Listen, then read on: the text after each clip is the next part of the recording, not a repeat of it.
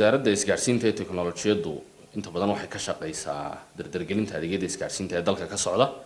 iyo sidii loo diiwaangelin lahaa loona heli lahaa xog sax ah oo la xidhiidha dhammaan adeegyada isgaarsiinta ee jira taa aawadeed baynu maanta halkan waxaynu amar ku bixinaynaa ama aynu la hadlaynaa dhammaan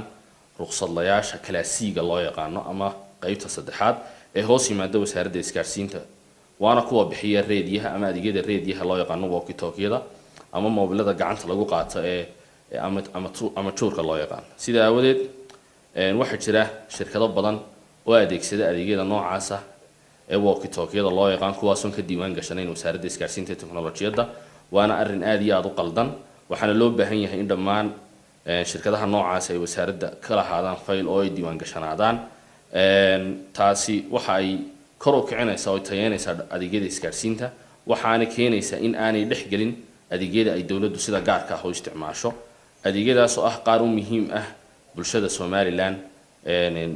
waxa weeyeen adeegsigooda iyo isticmaalkooda shirkadaha aynu halkan maanta ku xusaynaa saddex shirkadood oo aan waxa weeyeen wasaaraddu ay kala noqonayso ruqsadii maadaama diiwaangelintoodu